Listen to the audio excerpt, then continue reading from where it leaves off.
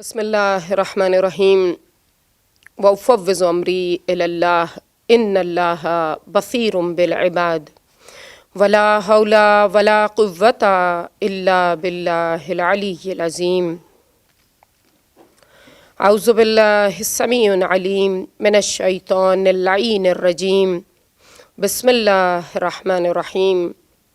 الحمد لله الذي لا يبلغ مدحته القائلون ولا يحصي نعماءه العادون ولا يؤدي حقه المجتهدون الذي لا يدركه بعد الهمم ولا يناله غوص الفتن الذي ليس لصفته حد محدود ولا نعت موجود ولا أجل ممدود فطر الخلائق وبقدرته ونشر الرياح برحمته ووتد بالصخور ميدان أرضه. صلوات.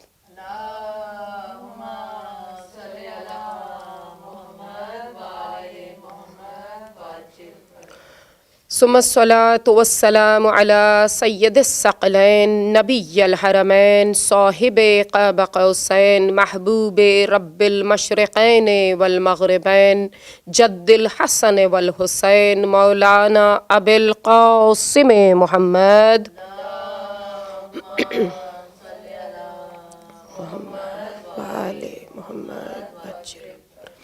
ثم الصلاة والسلام على آله الطيبين الطاهرين المعصومين ولعنة الله على أعدائهم أجمعين من يومنا هذا إلى قيام يوم الدين آمين يا رب العالمين. صلوات.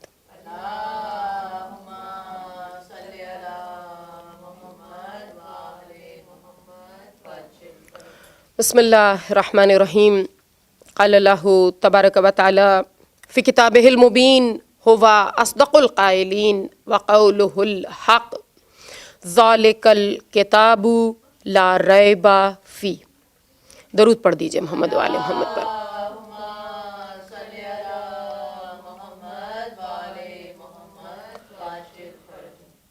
تمام حمد تمام تعریفیں اس رب کائنات کے نام جو میرا اور آپ کا خلق فرمانے والا ہے، وہ پروردگار عالم کہ جو ایسا ہے کہ اس جیسا کوئی نہیں.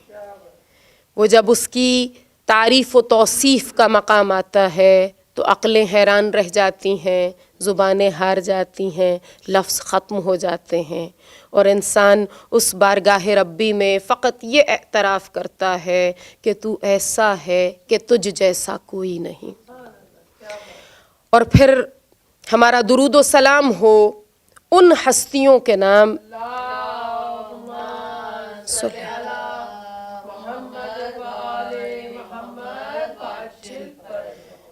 کہ وہ جنہوں نے ہمیں خدا کی پہچان کرائی، وہ جن کی ذات کے نشان سے اس ذات بے نشان کا نشان ملتا ہے، وہ ہستیاں کہ جنہوں نے دنیا میں جو بھی زندگی گزاری، جتنے بھی لمحات گزارے، ہر لمحہ بارگاہ ربی میں ایسے گزارا کہ میرے اور آپ کے لیے مثال ہو گیا.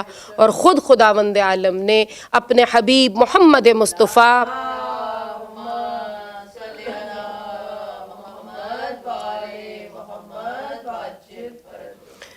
میرے آقا کے بارے میں خود خداوند عالم فرماتا ہے کہ تمہارے لیے نبی مکرم کی ذات میں اس ہستی میں اسوائے حسنہ ہے. اسوائے حسنہ وہ خوبصورت راستہ، وہ قدوہ جس کی پیروی کی جائے، جس پر چلا جائے، جس جیسا بننے کی کوشش کی جائے. پروردگار عالم نے ان ہستیوں کو ہمارے لیے نمونہ عمل بنا کر بھیجا ہے.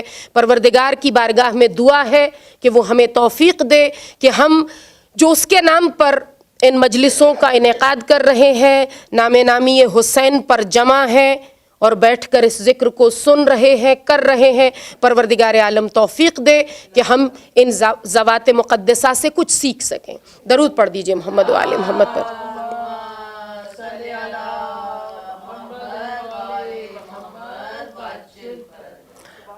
ایام عزا جتنی تیزی سے اپنا سفر طے کر رہے ہیں، آپ جانتی ہیں ہماری گفتگو بھی آگے تو بڑھ رہی ہے، لیکن یہ کم مائگی کا احساس برابر ہو رہا ہے کہ ابھی تک کچھ نہیں کہہ پائے۔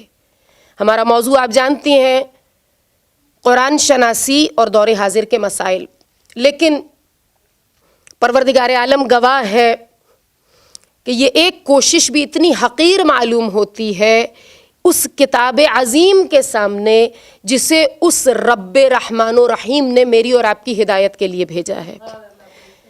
تو جیسے جیسے گفتگو اپنے اختتامی مراحل میں داخل ہو رہی ہے، میں شدت سے اس بات کو محسوس کر رہی ہوں کہ ابھی تک کچھ نہیں کہہ پائی، ابھی تک حق ادا کرنے کی تو بات دور کی بات ہے، ابھی تک بات شروع ہی نہیں ہو پائی۔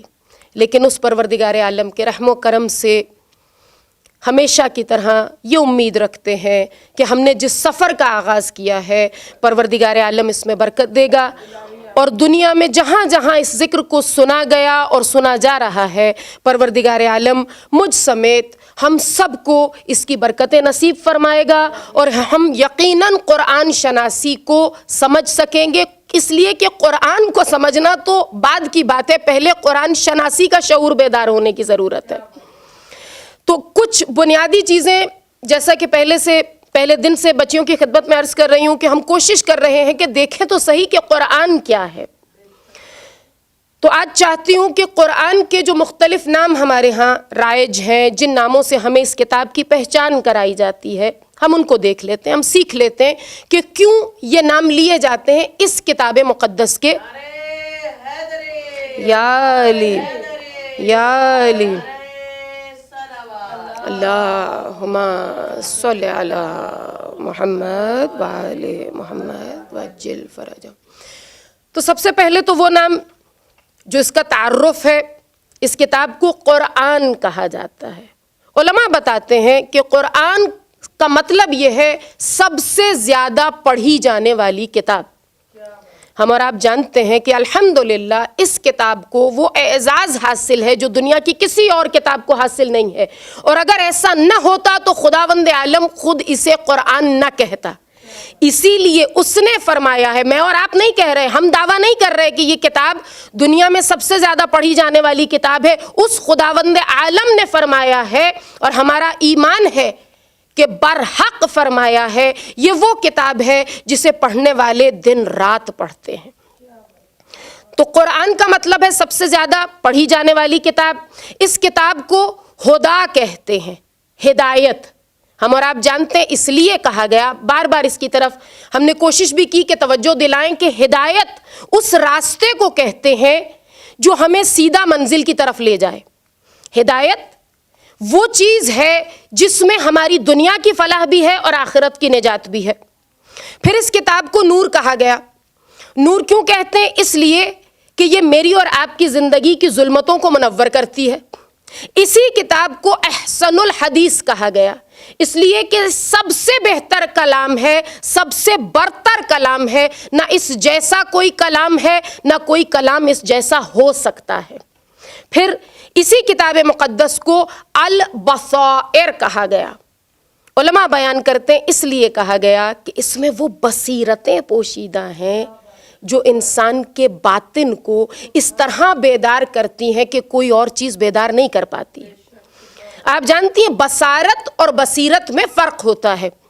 بصارت الحمدللہ میرے اور آپ کے پاس ہے، میں اور آپ دیکھ سکتے ہیں، لیکن بصیرت کا دعویٰ ہم نہیں کر سکتے، اس لیے کہ بصارت اور بصیرت دو الگ الگ چیزیں ہیں۔ بصیرت وہ چیز ہے جسے اندرونی آنکھ کہا جاتا ہے، جسے چشم اندرونی کہا جاتا ہے، جسے کہا جاتا ہے کہ جو چیز آپ کے اندر منور ہوتی ہے، جہاں سے آپ اسرار کو اپنے اندر سے مشاہدہ کرتے ہیں، اسے بصیرت کہتے ہیں۔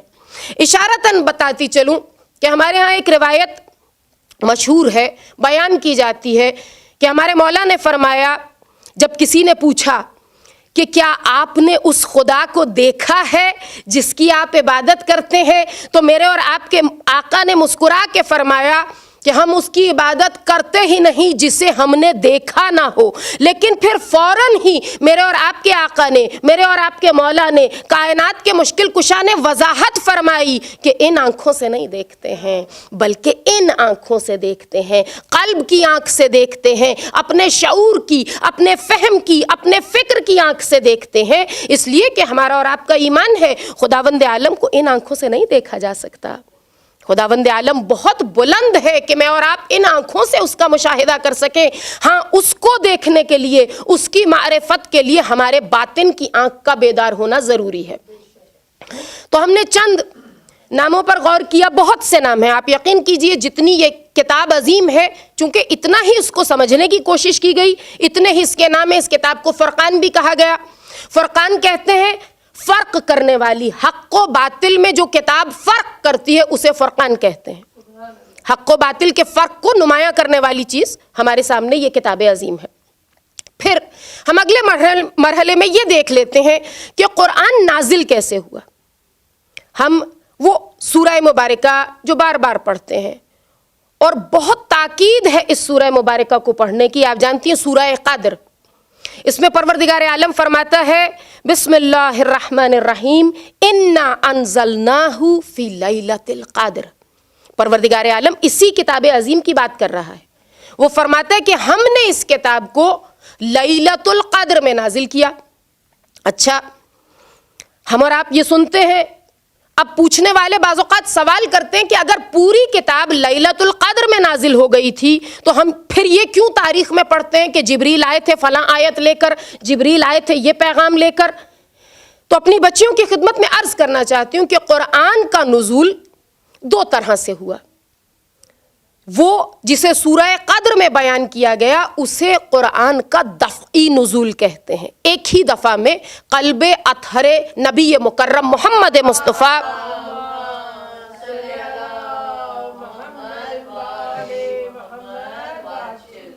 میرے اور آپ کے آقا کے قلب اطہر پر ایک ہی بار میں اس کتاب کو نازل کر دیا گیا، اسے نزول دفعی کہا جاتا ہے۔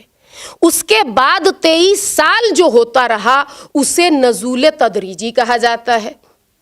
کسی نے اس طرح بھی بیان کیا کہ قرآن تو ایک ہی بار آ گیا تھا لیکن 23 سال تک جبریل امی آتے رہے، ہاتھوں کو جوڑ کر کہتے رہے پروردگار کا حکم ہے اے حبیب خدا اب فلاں آیت کی تلاوت کر دیجئے، اب فلاں آیت پہنچا دیجئے۔ اچھا، ہو سکتا ہے کہ بات ابھی تک بھی نہ پہنچی ہو، تو آغا محسن قرائتی جاننے والے جانتے ہیں کہ ایران کے وہ مشہور عالم دین ہیں کہ جنہوں نے قرآن پر اتنی محنت کی ہے کہ سال ہا سال سے قرآن کی تفسیر بیان کر رہے ہیں۔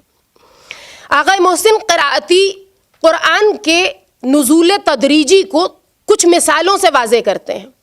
وہ فرماتے ہیں کہ ایسے ہی ہے کہ جیسے ہم کسی شخص کو کپڑوں سے بھر کر کوئی سوٹ کیس دے دیں اور پھر اس کے بعد کچھ عرصے بعد اس میں سے ایک ایک سوٹ کر کے اس کو دکھاتے رہیں۔ آپ نے ایک ہی دفعہ ایک چیز دے دی، باقی چیزیں اس کے اندر موجود ہیں۔ پھر ایک اور مثال وہ بیان کرتے ہیں کہ آپ نے ایک بڑی رقم کسی بینک میں جمع کرا دی، اس کے بعد چیک کے ذریعے سے، کارڈ کے ذریعے سے، کیش کے ذریعے سے آپ وہ رقم آہستہ آہستہ نکلواتے رہے۔ تو جب ہم اس طرح دیکھتے ہیں تو ہمیں معلوم ہو جاتا ہے کہ پروردگار عالم نے اس کتاب مقدس کو ایک ہی بار نازل فرما دیا تھا، لیکن جہاں جہاں ضرورت پڑتی رہی وہ اس قرآن کی آیتوں کو جبریل امی سے پہنچواتا رہا اپنے حبیب کی زبان اقدس کے ذریعے سے۔ اب وہ کون سے مواقع ہیں؟ آپ جانتی ہیں بہت سے مواقع ہیں تاریخ میں۔ ہمیں تو یہ ملتا ہے کہ ایک گھرانہ ایسا ہے، یہ عمل کرتے جاتے ہیں، قرآن کی آیتیں قصیدہ بن بن کر نازل ہوتی رہتی ہیں۔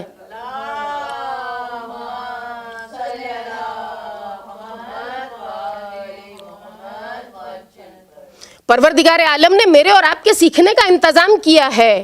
ہم دیکھتے ہیں ایک ہستی مسجد خدا میں موجود ہے، سائل آتا ہے راہ خدا میں مسجد میں موجود لوگوں سے سوال کرتا ہے, لوگ سوال سنتے ہیں, کوئی سائل کو کچھ نہیں دیتا. ہاں ایک نمازی ایسا ہے کہ قرآن بتاتا ہے کہ یہ حالت نماز میں زکوٰۃ دیتے ہیں. تو ہم دیکھ رہے ہیں کہ قرآن کی آیتیں ہیں اور کچھ ہستیوں کا قصیدہ ہے. ان کے گھر میں سائل آ جاتے ہیں, کبھی مسکین بن کے آتے ہیں, کبھی مسافر بن کے آتے ہیں, طرح طرح سے سائل آتے رہتے ہیں. 3 دن تک سائل آتے ہیں, ادھر سے پورا سورہ دہر نازل ہو جاتا ہے.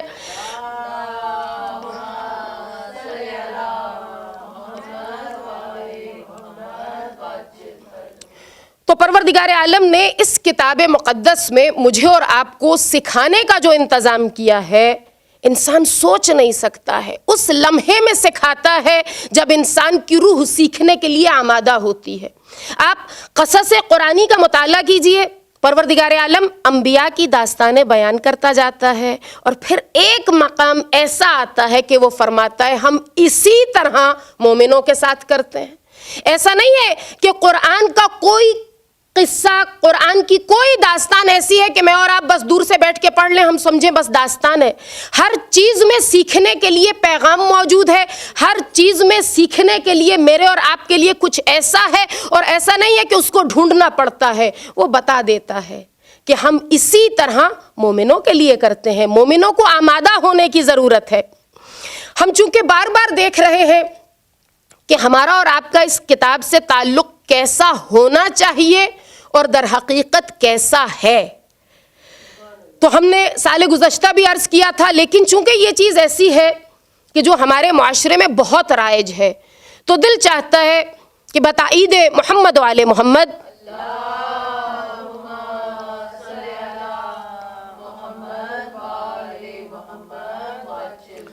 ایک بار اور اس کی نشاندہی کر دی جائے. ہم اور آپ جانتے ہیں کہ جو ہمارا قرآن سے تعلق ہے اب تک بیان کیا, ہم نے کوشش کی, اور چند مثالیں, چونکہ پچھلے سال ہم نے سال گزشتہ بہت تفصیل سے ان پر بات کی تھی, تو اب اس بار ہم نے صرف اشارہ دیا کہ ہمارے ہاں قرآن قول و قرار کے وقت استعمال ہوتا ہے, قسم اٹھانے کے لیے استعمال کیا جاتا ہے. بڑے فخر سے کہا جاتا ہے میں قرآن اٹھانے کو تیار ہوں, یا کہا جاتا ہے تم قرآن اٹھا لو. اچھا, جو قرآن اٹھانے کے لیے تیار ہوتے ہیں ان کی خدمت میں بھی عرض ہے یہ کتاب اس لیے نہیں آئی تھی.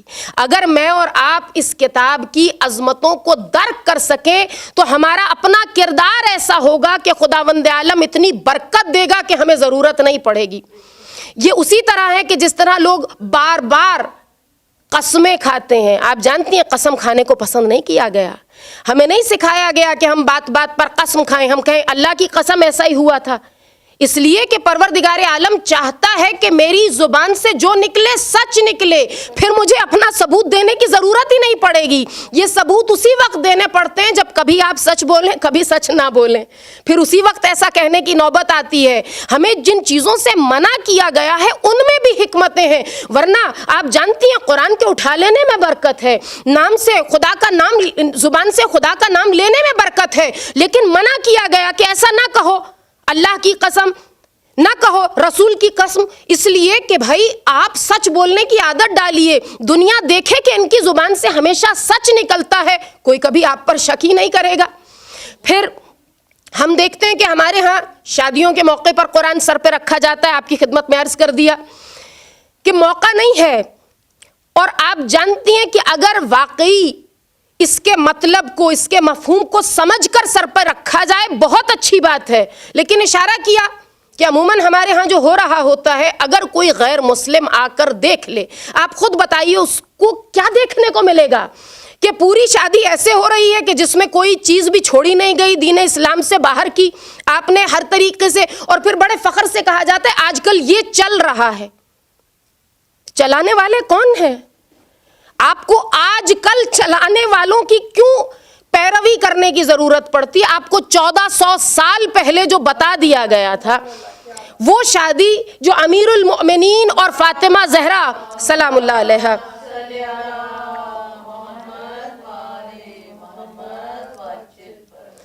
وہ شادی جو میرے اور آپ کے لیے مثال بنی کائنات میں. جب ہمارے گھروں کی شادیاں ہوتی ہیں ہمارا دل کیوں نہیں چاہتا کہ ہمارے گھر میں بھی ایسی شادی ہو جیسی ان کی شادی ہوئی تھی، تاکہ وہ برکتیں نصیب ہو سکیں ان کے نام کی؟ نہیں، جب شادی ہوتی ہے فلاں کے ہاں یہ ہوا تھا، ہم بھی یہ کر لیں گے۔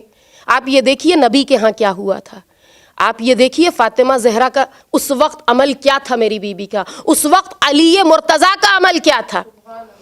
اچھا، پھر اشارہ کر رہی ہوں کہ ٹھیک ہے، باقی آپ دنیا کے ساتھ چل لیے، وہ آخری موقع پر جب کتاب ڈھونڈی جاتی ہے، جب کہا جاتا ہے لانا لانا قرآن لانا، تو ایک لمحے کو سوچ لیجئے گا، جہاں جہاں اس ذکر کو سنا جا رہا ہے، خود آپ سے یہ سوال کرنا چاہتی ہوں کہ ذرا سا سوچ کے بتائیے گا کہ کوئی غیر مسلم موجود ہو، کیا پوچھے گا آپ سے کہ بھائی اس کتاب میں ایسا کیا ہے، اچانک کیوں لائے؟ آپ کہیں گے برکت مل رہی ہے، تو وہ برکت کیا اس کتاب پر عمل کر کے حاصل نہیں کی جا سکتی تھی؟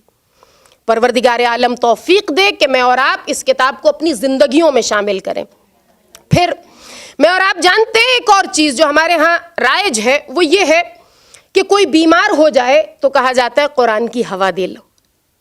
اچھی چیز ہے، کوئی حرج نہیں ہے، لیکن وہی فریاد قرآن کی جو آپ کی خدمت میں پہلے دن سے عرض کر رہی ہوں، اس میں یہ بھی بیان ہوا کہ ہوشیار تو لیتے نہیں قرآن سے سبق، بے ہوش کو قرآن کی ہوا دیتے ہیں۔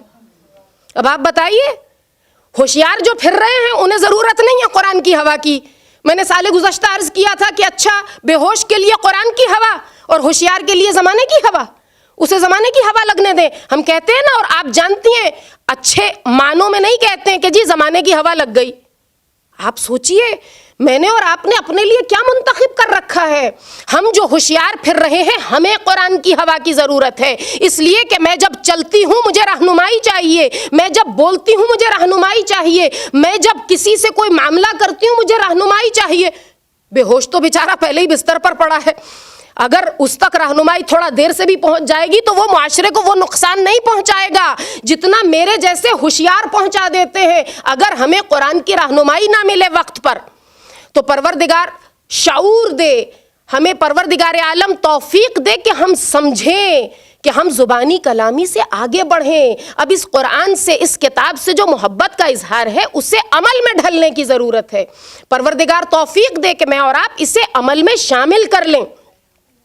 اچھا، اس کتاب کی برکتیں آپ جانتی ہیں اتنی ہیں کہ شمار میں نہیں آ سکتی ہیں، لیکن ایک آیت بہنوں کی خدمت میں، بچیوں کی خدمت میں عرض کرنا چاہتی ہوں۔ سورہ آل عمران کی آیت نمبر 8، سورہ آل عمران آیت نمبر 8۔ اس سورہ مبارکہ کی بہت شان ہے، لیکن آج کے ماحول میں ایک روایت کی روشنی میں اس کی شان بیان کرنا چاہتی ہوں۔ درود پڑھ دیجئے محمد و آل محمد پر۔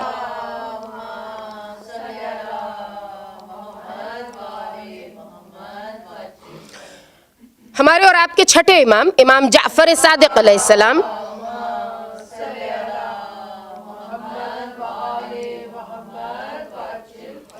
آقا کی خدمت میں ایک شخص حاضر ہوتا ہے اور آ کر کہتا ہے کہ آقا میں کچھ دن سے دیکھ رہا ہوں کہ میں دین سے دور ہوتا چلا جا رہا ہوں، نماز پڑھنے کا وقت آتا ہے مجھے سستی آ جاتی ہے، کسی نیک کام کی بات آتی ہے میں اپنے دل میں رغبت محسوس نہیں کرتا ہوں۔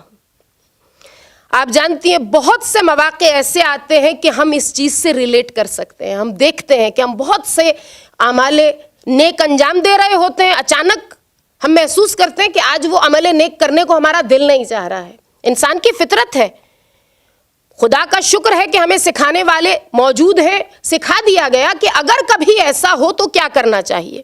تو اس شخص نے بیان کیا کہ آقا میں دیکھ رہا ہوں کہ کچھ دن سے میں ذہنی اور قلبی طور پر دین سے دور ہوتا چلا جا رہا ہوں، جب کبھی دین کی بات آتی ہے میں اپنے اندر وہ ولولہ، وہ شوق محسوس نہیں کرتا ہوں جو پہلے مجھ میں ہوا کرتا تھا۔ تو آقا فرماتے ہیں کہ تم سورہ آل عمران کی آیت نمبر 8 کی تلاوت زیادہ سے زیادہ کیا کرو۔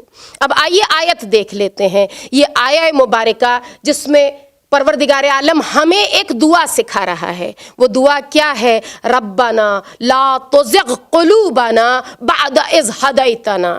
پروردگارہ جب تو نے ہمیں ہدایت دے دی ہے تو اب ہمیں اس راہ ہدایت سے منحرف نہ ہونے دینا۔ اب ایسا نہ ہو کہ ہم پلٹ جائیں، اب ایسا نہ ہو کہ ہمارے اعمال میں کجی آ جائے، ہمارے اعمال بگڑنے لگیں اور پھر परवरदिगार की बारगाह में इंसान ने हाथ उठाए हों और वो दुआ करे वहब लना मिन लदुनका रहमतन, परवरदिगारा अपनी जनाब से, अपने पास से मुझे रहमत नसीब फरमा, इन्नका अंतल वहाब, इसलिए कि तू ही अता करने वाला है, तू ही मदद देने वाला है। रिवायत में यहाँ तक मिलता है कि इस आया मुबारका को रोज़ाना 112 मरतबा पढ़ा जाए तो इंसान इसके फ़वाइद जल्द महसूस करेगा। लेकिन फिर बहनों और बच्चियों की खिदमत में अर्ज़ करती हूँ, याद दिलाते हुए, सूरह आले इमरान आयत नंबर 8।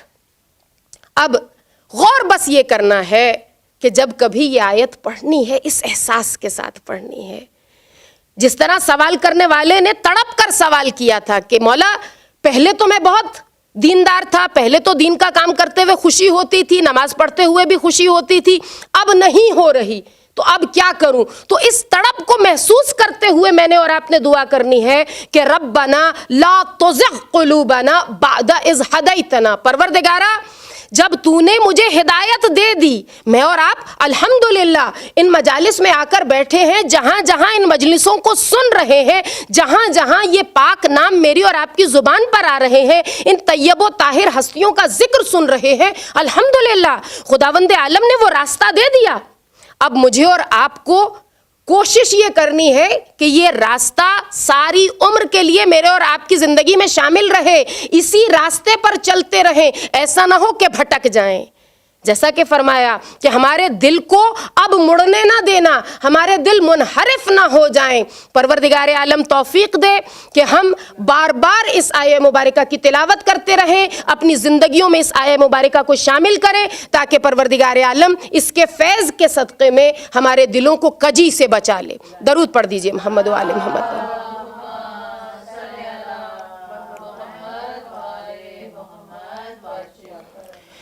परवरदिगार आलम हमारे लिए जिस किताब को रहमत बनाकर भेजता है, जिस किताब को बरकत बनाकर भेजता है, जिस किताब को हिदायत बनाकर भेजता है, नूर बनाकर भेजता है, उस किताब की एक एक आया मुबारका ऐसा पैगाम लिए हुए है कि परवरदिगार आलम तौफीक दे कि मैं और आप इसके पैगाम को समझें। इसीलिए हम बार बार प्रैक्टिकल स्टेप्स की तरफ भी, अमली इक़दामात की तरफ भी निशानदही कर रहे हैं, कोशिश कर रहे हैं कि इशारा करते रहें। सबसे पहला काम आप जानती हैं, बार बार अर्ज़ कर रही हूँ कि सोच बदलनी है। दूसरे मौके पर इस किताब से हिदायत लेने का इरादा करना है। तीसरे नंबर पर मुझे और आपको इस किताब से रूहानी उन्स पैदा करना है।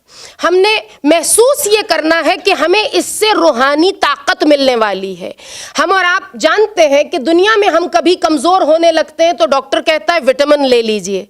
आप यकीन कीजिए दिलों के विटामिन कुरान है।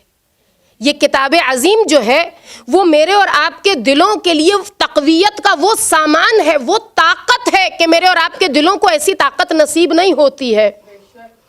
वो फरमाता है ना कि मेरा जिक्र करो, कुरान उसके जिक्र की एक किस्म है।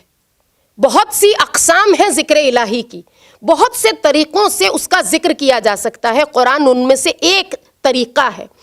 लेकिन जब इसकी बात आती है तो याद रखने की बात यह है कि वो फरमाता है फ़ज़्कुरूनी व अज़्कुरकुम, तुम मेरा जिक्र करो मैं तुम्हारा जिक्र करूंगा।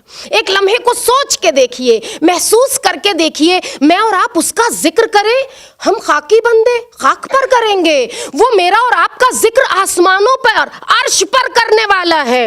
वो फरमाता है, और ये रिवायत के अल्फाज हैं, आप जानती हैं इस आया मुबारका पर उलमा ने बड़ी मेहनत की है, और जो इसमें से कशीद किया है नूर, उसमें से हिस्से में ये आता है कि तुम उसका जिक्र ज़मीन पर करो, वो तुम्हारा जिक्र आसमानों पर करेगा। तुम उसका जिक्र तन्हाई में करो, वो तुम्हारा जिक्र इज्तमा में करेगा।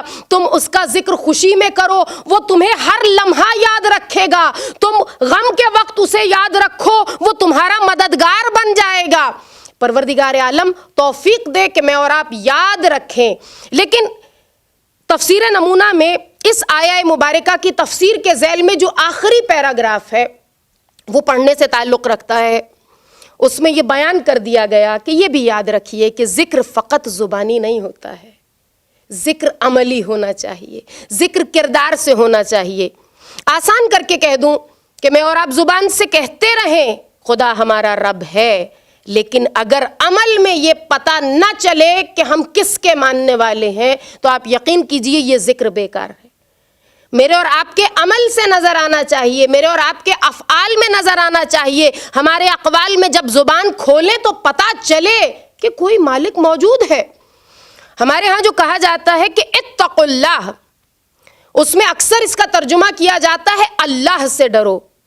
علماء بیان کرتے ہیں اللہ سے نہ ڈرو، اپنے اعمال بد سے ڈرو، اپنے برے اعمال کے انجام سے ڈرو۔ خدا تو بڑا رحیم ہے، خدا بڑا کریم ہے، مجھے خوف آتا ہے اپنے اعمال سے، اور اس لیے آنا چاہیے کہ وہ بارگاہ ربی، وہ رحیم و کریم پروردگار، اور اس کی بارگاہ میں جب میرا نامہ اعمال کھلے تو کیا اسے پوچھنے کا حق نہیں ہوگا کہ میں نے تمہیں سب کچھ دیا، ہر چیز سے نوازا، فقط اتنا چاہا کہ مجھے مان لینا۔ وہ ہم سے کیا چاہتا ہے کہ ہم اس کا انکار نہ کریں، شرک نہ کریں، اور ہم شکر گزار بن جائیں۔ شکر کی منزل بھی یہی ہے کہ شکر فقط زبان سے نہیں کیا جاتا ہے۔ دنیا کی زبان میں بتا دوں، ہم نے کسی کو کچھ دیا، زبان پہ شکریہ ادا کر دیا، اور پیٹھ پیچھے کچھ اور کرتے پھر رہے ہیں، یا کہیے تو ہمارے سامنے ہی کچھ اور کرتے پھر رہے ہیں، تو ہم کہیں گے ہم نے ان کے لیے اتنا کچھ کیا، انہیں ذرا احساس نہیں، اور وہ پلٹ کر کہیں ابھی تھینک یو تو کہا تھا آپ کو۔ آپ مانیں گی؟ اس لیے کہ عمل سے جو چیز کی جاتی ہے وہ زبان سے آگے بڑھ جاتی ہے۔ ہم اور آپ اس تھینک یو کو کبھی نہیں مانتے تو خدا کی بارگاہ میں یہ کہہ کے خوش ہو جاتے ہیں یا اللہ تیرا شکر، اس کے بعد عمل میں کہیں شکر نظر نہیں آتا ہے۔ کہہ کے خوش ہو جاتے ہیں یا اللہ ہمیں معاف کرنا، پھر وہی کام بار بار کرتے ہیں۔ اگر مجھے واقعی خوف خدا ہے تو دوبارہ وہ کام کیسے کر لوں گی؟ پروردگار توفیق دے کہ ہم ان چیزوں کو سیکھیں، اور جیسے جیسے یہ ایام آگے بڑھ رہے ہیں مجھے اور آپ کو سیکھنے کے لیے اپنا زاد راہ جمع کرنا ہے، تاکہ یہ وقت جو ہمارا دنیا میں ہے پروردگار عالم کے کرم سے، محمد و آل محمد کے صدقے سے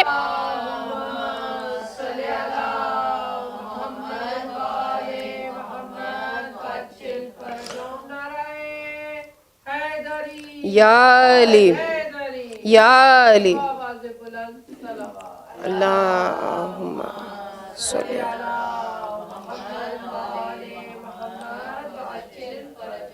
تو پہلے مرحلے پر میں نے اور آپ نے پروردگار عالم کو اپنی زندگیوں میں شامل کرنا ہے۔ کہنے کی بات ہے، لیکن کیسے شامل ہوگا پروردگار؟ جب مجھے ہر لمحہ احساس رہے۔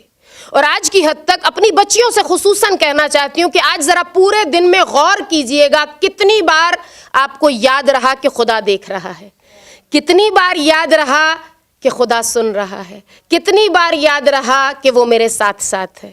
اس لیے کہ میں نہیں کہہ رہی ہوں، وہ قرآن میں خود فرماتا ہے ہم تمہاری شہرگ سے زیادہ قریب ہیں۔ کوئی اور دیکھے نہ دیکھے خدا دیکھ رہا ہے، کوئی اور سنے نہ سنے خدا سن رہا ہے، کوئی اور کچھ کہے نہ کہے وہ کہنے والا ہے روز قیامت۔ ہم اور آپ دنیا والوں کے کہنے سے ڈرتے ہیں، ہم کہتے ہیں ارے بھائی کسی نے دیکھ لیا تو کیا کہے گا۔ اس کا ڈر نہیں ہے جس کے قبضہ قدرت میں ہر چیز ہے۔ اکثر عرض کرتی ہوں کہ کہیں کیمرے لگے ہیں تو میں اور آپ کہتے ہیں ذرا سنبھل کر بیٹھ جاؤ، CCTV لگا ہے، سب کچھ دیکھا جا رہا ہے۔ پروردگار عالم نے جو CCTV لگایا ہوا ہے اس کی فکر ہی نہیں ہے۔ اور دنیا کے CCTV ہم اور آپ جانتے ہیں پاور آف ہو جائے، چانس ہوتا ہے نا شاید ریکارڈ نہ ہوا ہو، اچھا پاور نہ بھی آف ہو، میں اور آپ جانتے ہیں کوئی جائے گا جا کے ڈیلیٹ کر کے آ جائے گا، میں ہی شاید خدا نہ خواستہ کسی کو بھیجوں اپنا کیا کرایا جو ہے وہ ڈیلیٹ کرا دوں، پتہ نہ چلے۔ اچھا اس کے لیے اتنا ڈرتے ہیں، اس کے لیے اتنا کرتے ہیں کوششیں، وہ جہاں سے کچھ ڈیلیٹ نہیں ہوتا ہے، وہ جہاں کوئی گنجائش ہی نہیں ہے، نہ وہاں لائٹ جانے کا امکان ہے۔ اچھا اس نے جنہیں مقرر کیا ہے، آپ جانتی ہیں میں اپنے 2 گواہ اپنے کندھوں پر اٹھا کر پھرتی ہوں، پھر بھی ایسے نڈر ہو کے، ایسے بے باک ہو کر اس کی نافرمانی کرتے پھرتے ہیں کہ جیسے کوئی دیکھنے والا نہیں ہے۔ یاد رکھیے 2 گواہ خود ہی لے کر پھر رہے ہیں۔ اس نے ہمیں جس طرح سے سکھایا ہے کوئی اور سکھا نہیں سکتا، بتا دیا تم 2 گواہ اپنے ساتھ لے کر پھر رہے ہو۔ نیکی کرو گے نیکی لکھنے والا لکھے گا، بدی کرو گے بدی لکھنے والا لکھے گا، اس کے باوجود بھی سوچتے ہیں کوئی نہیں دیکھ رہا۔ اچھا اور دنیا والوں کے دیکھنے کی فکر کرتے ہیں، جو ہو سکتا ہے میری طرح دیکھ بھی لیں تو کچھ سمجھیں ہی نہ۔ ہمارے ساتھ اکثر ہوتا ہے، ہم کہیں سے ہو کے آتے ہیں، کوئی ہم سے پوچھے وہاں فلاں نے یہ کپڑے پہنے تھے، ہم سوچتے ہیں اچھا واقعی پہنے تھے، اس لیے کہ غور کیا ہی نہیں تھا. تو میرے جیسوں سے ڈرتے ہیں جنہیں نظر آئیں گے بظاہر کے دیکھ رہے ہیں لیکن آپ کو نہیں پتا کیا دیکھ رہے ہیں. وہ جو ہر چیز دیکھ رہا ہے اس سے نہیں ڈرتے ہیں. پروردگار عالم توفیق دے کہ یہ احساس زندگیوں میں شامل ہو سکے. اور آج کی حد تک اپنی بچیوں کے لیے بس یہی ہوم ورک ہے, اور آپ یقین کیجیے اس کی عادت ہو گئی تو ہم اس کو انجوائے کرتے ہیں. اس لیے کہ جب کبھی دل دکھتا ہے نا تو ہم سوچتے ہیں کوئی بات نہیں, پکار کر کہتے ہیں یا اللہ تو ہے نا. کہنے والے نے ایسا جملہ کہا ہمارا دل چھلنی ہو گیا. پلٹ کر آسمان کی طرف دیکھیے گا, کہیے گا کوئی بات نہیں, معاف کیا, تیری خاطر معاف کیا, تو نے حکم دیا ہے معاف کر دو, معاف کیا, لیکن تو دیکھ رہا ہے نا. اور آپ جانتی ہیں کہ فقط ایک جماعت ایسی ہے کہ جس کے ساتھ پروردگار کا فرمان ملتا ہے, ان اللہ مع الصابرین, جن کے ساتھ خود پروردگار ہوتا ہے. میں اور آپ جب بھی صبر کی بات آتی ہے ایسا سمجھتے ہیں ہمارا اب کچھ رہا ہی نہیں تو اب ہم صبر کر لیتے ہیں. آپ یقین کیجئے گا صابرین کی منزل یہ ہے. دنیا والے سمجھتے ہیں جو صبر کر رہا ہے وہ اکیلا ہے, دنیا والے سمجھتے ہیں جو صبر کر رہا ہے وہ تنہا ہے, اس کا کوئی نہیں. یاد رکھیے گا خداوند عالم قرآن میں بتلا رہا ہے کہ وہ خود صبر کرنے والوں کے ساتھ ہے. اسی لیے تو ہم دیکھتے ہیں صبر کرنے والے صبر کرتے رہے, صبر کی وہ عظیم داستانیں رقم کرتے رہے, اس لیے کہ ان کے ساتھ خود خداوند عالم موجود تھا. عزاداران امام عالی مقام, آج جس ہستی کا ذکر کرنا ہے اس ہستی کی وفا بہت مشہور ہے, اس ہستی کی شجاعت مشہور ہے, لیکن یاد رکھیے گا عباس کا صبر بھی اپنی مثال آپ تھا. اس لیے کہ علماء بیان کرتے ہیں کہ کسی بہادر کے لیے, کسی شجاع کے لیے تلوار چلانا کوئی بڑی بات نہیں ہے, لیکن حکم امام سے تلوار کا نہ چلانا عباس کا وہ صبر عظیم ہے جس کا مشاہدہ ہمیں کربلا میں کرنے کو ملتا ہے. عزاداران امام عالی مقام, عباس وہ نام ہے کہ یہ نام زبان پر آتا ہے, وفاؤں کی ایک ایسی داستان آنکھوں کے سامنے آ جاتی ہے. وہ ہستی جس کے وجود سے بیویوں کو بھی ڈھارس ہے, جس کے وجود سے بچوں کا بھی دل بھرا ہوا ہے خوشیوں سے, وہ ہستی جو سقائے سکینہ بھی ہے, وہ ہستی جو باب الحوائج ہے. میں اور آپ جانتے ہیں آج بھی کوئی دعا قبول نہ ہو رہی ہو, عباس کے علم پر ایک مرتبہ یہ منت مان لیجئے کہ آقا دل میں یہ خواہش ہے, یہ باب الحوائج کبھی آپ کو خالی ہاتھ نہیں لوٹاتے ہیں.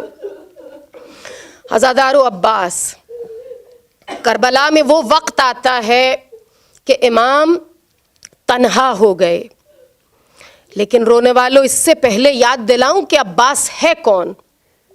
عباس وہ ہستی ہے کہ دنیا میں تشریف لاتے ہیں. بی بی ام البنین پریشان ہیں, بی بی پریشان ہے کہ عباس آنکھیں نہیں کھولتے. مولا کائنات کو خبر ہوئی, مولا کو یاد آ گیا کہ جب میں دنیا میں آیا تھا میں نے بھی اس وقت تک آنکھیں نہیں کھولی تھیں جب تک چہرہ محمد کی زیارت نہیں کر لی تھی. میرے آقا فرما رہے ہیں ارے عباس بھی جب تک اپنے زمانے کے محمد کی زیارت نہیں کر لے گا عباس آنکھیں نہیں کھولے گا. لاؤ حسین کو بلاؤ. امام حسین کو بلایا گیا. امام علی مقام نے ننھے سے بھائی کو آغوش میں لیا. علامہ اظہر حسن زیدی علی اللہ مقامہ کے جملے, علامہ فرماتے ہیں کہ عباس حسین کی گود میں آتے ہیں, آنکھیں بعد میں کھولی ہے, بازو پہلے بڑھا دیے. شاید یہ کہنا چاہتے ہیں آقا میرے بازوؤں کا نذرانہ پہلے قبول کر لیجئے. اور عزادارو, امام نے نام رکھا اس بچے کا عباس. زینب کو خبر ہوتی ہے, زینب آتی ہے, آ کر پوچھتی ہیں بابا جان کیا میرے اسی بھائی کا نام عباس ہے؟ امام علی فرماتے ہیں ہاں زینب تمہارا یہی بھائی عباس ہے. رونے والوں, زینب نے ایک مرتبہ عباس کو گود میں لیا. آغوش میں لینے کے بعد علی و فاطمہ کی بیٹی نے اپنے کان अब्बास अपनी जुबान अब्बास के कानों के पास ले जाकर कुछ जुमले कहे। अरे कान लगाकर सुनने वाले सुनना चाहते हैं, कोई आवाज नहीं सुनाई दी। इमाम ने पूछा, ज़ैनब अभी तो ये भाई दुनिया में आया है, अभी अब्बास बहुत कम सिन है, ज़ैनब क्या कह रही हो? अरे ज़ैनब फरमाती हैं, अब्बा अभी तो मैंने अम्मा की एक वसीयत पूरी की है। अरे आप जानना चाहेंगी कौन सी वसीयत? ज़ैनब बयान करती हैं, बाबा जब मेरी माँ फातिमा ज़हरा दुनिया से जा रही थी, मुझसे वसीयत फरमाई थी, ज़ैनब जब तुम्हारा भाई अब्बास इस दुनिया में आए उसे मेरा सलाम पहुंचा देना। बाबा मैंने अभी बस अम्मा का सलाम पहुंचाया है अब्बास को। अजरुकुम अल्लाह।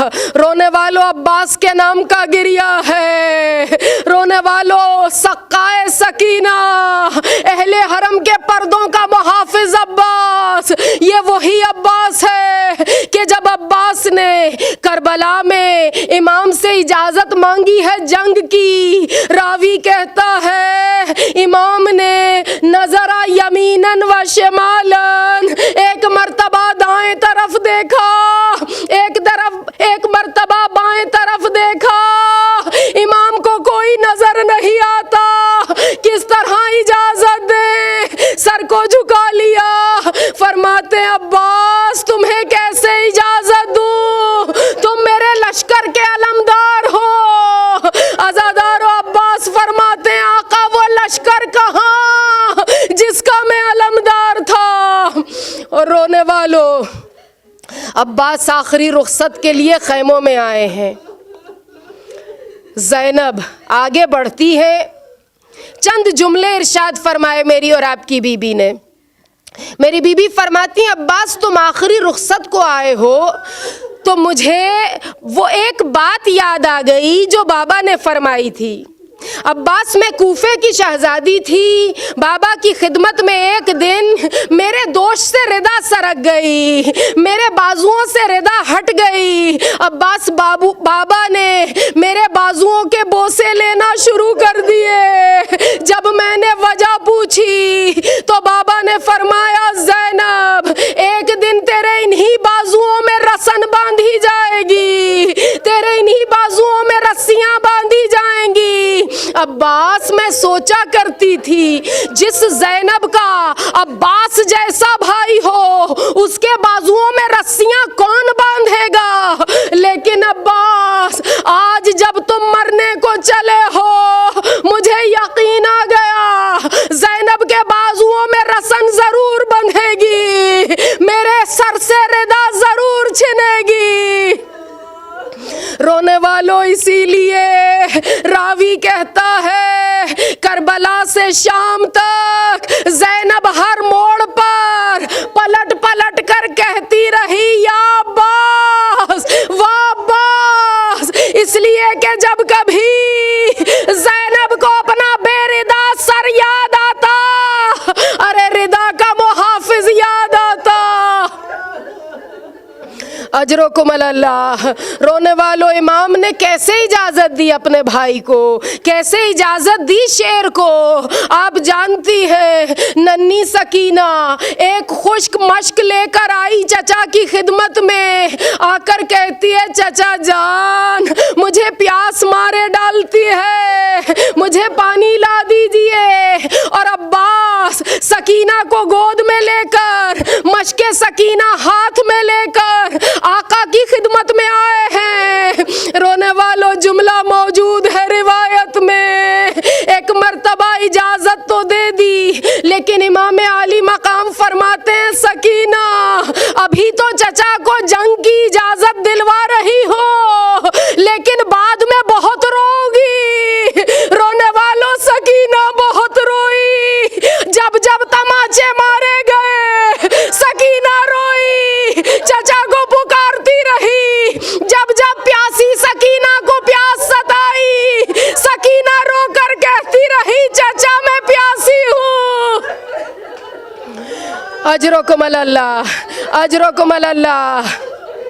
छठे इमाम की मजलिस में जब रोने वालों की आवाज़ें गिरिया बुलंद होती थी, इमाम हाथ उठाकर दुआ फरमाते थे, परवरदिगारा इनकी आवाज़ों पर रहम फरमा, इस आवाज़े गिरिया पर रहम फरमा। परवरदिगार आपको दुनिया जहान की हर खुशी इनायत करे, सिवाय गमे हुसैन के कोई गम ना दे।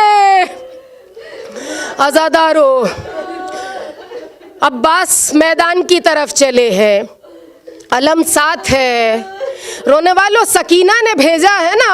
आप जानती है बच्चों को जब किसी चीज़ के पाने का इश्तियाक होता है, अब इंतज़ार नहीं होता है। सकीना दरे खैमा पर आकर खड़ी हो गई, अहले हरम के दूसरे बच्चे साथ हैं। मासूम बच्ची क्या कह रही है, बच्चों देखो मेरे चचा पानी लेने गए हैं, बस अभी आते होंगे। अरे सबको पानी पिलाऊंगी, बस देखो मेरे चचा को तंग ना करना, एक एक करके पानी पीना।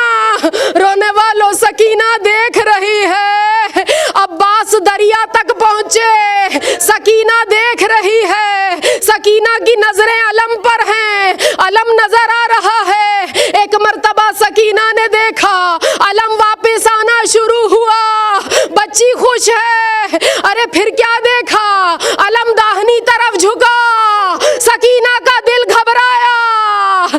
एक मर्तबा देखा, अलम फिर से सीधा हो गया। बच्ची देखती रही। जरा चश्मे तसव्वुर से देखिएगा, हाथ जोड़कर दरखास्त करती हूँ, एक लम्हे को महसूस कीजिएगा, आप करबला में मौजूद हैं। नन्ही सकीना दरे खैमा पर इंतजार कर रही है चचा का। सकीना ने देखा, एक मर्तबा अलम बाएं तरफ